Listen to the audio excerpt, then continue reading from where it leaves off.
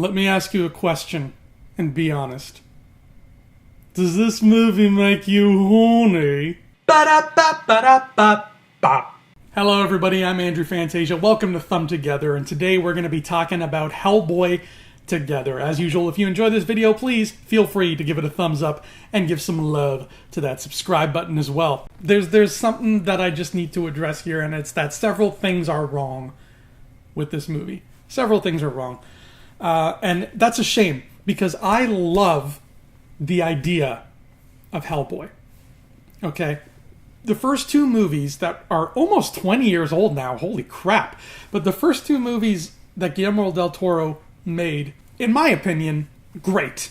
Like, absolutely great. Yes, they're B-movies with, like, stock villains. They're not for everybody, but the world that Mike Mignola created in his comics is super rich and dense and full of just amazing supernatural creatures and things like that.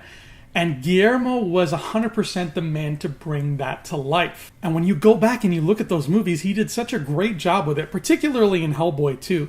What's it called? The troll market in Hellboy 2? Oh my god, I could spend like 6 movies just in the troll market.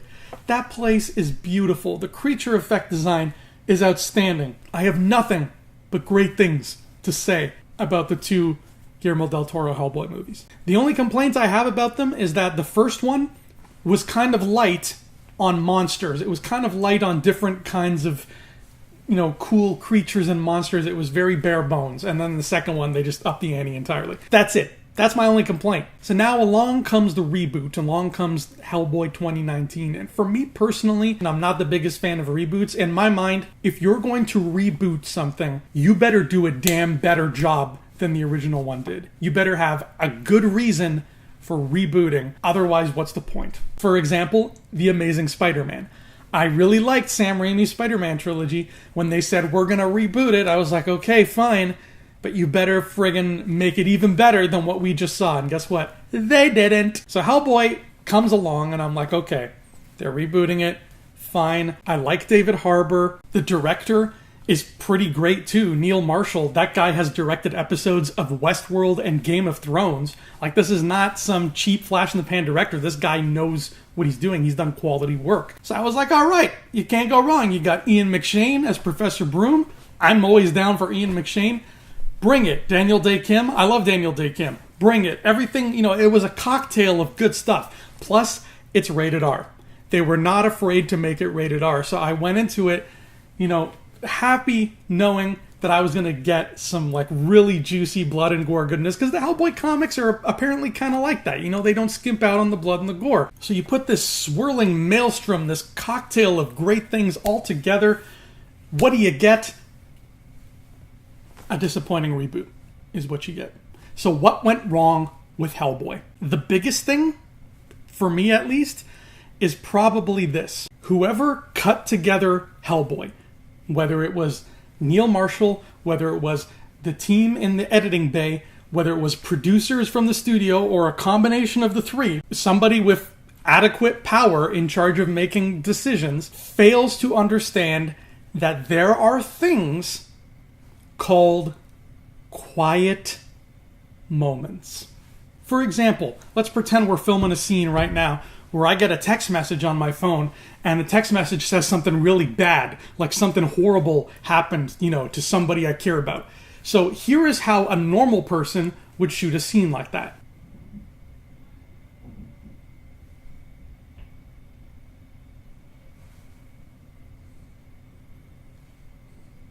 Now here is how Hellboy 2019 would have done that exact same scene.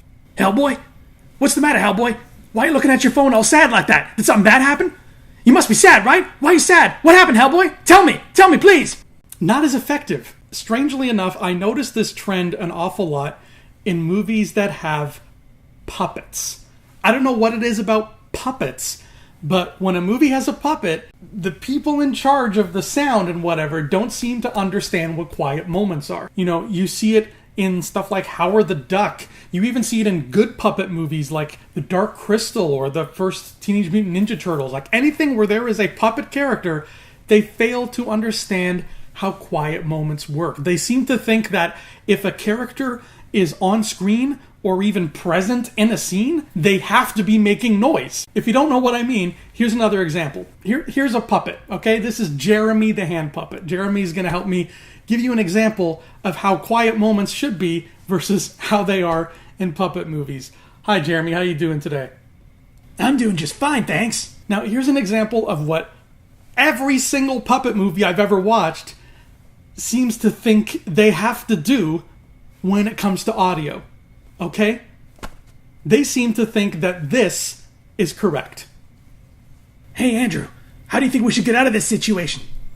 Well, I think our first bet would be to, somehow find like a place to hide out, and then maybe, if the bad guys are coming after us, we should, try to disguise ourselves or something along those lines. Because I think as long as we don't look recognizable, they won't be able to find us, and we can lay low and regroup and come up with an even better plan later down the road.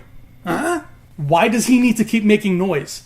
He's not speaking. He doesn't have lines in the script. Why do noises have to keep coming out of his mouth? This happens in Dark Crystal. It happens in Transformers all the fucking time. It happens in Howard the Duck and the Ninja Turtles. And guess what? It happens in Hellboy 2019. Hence my point.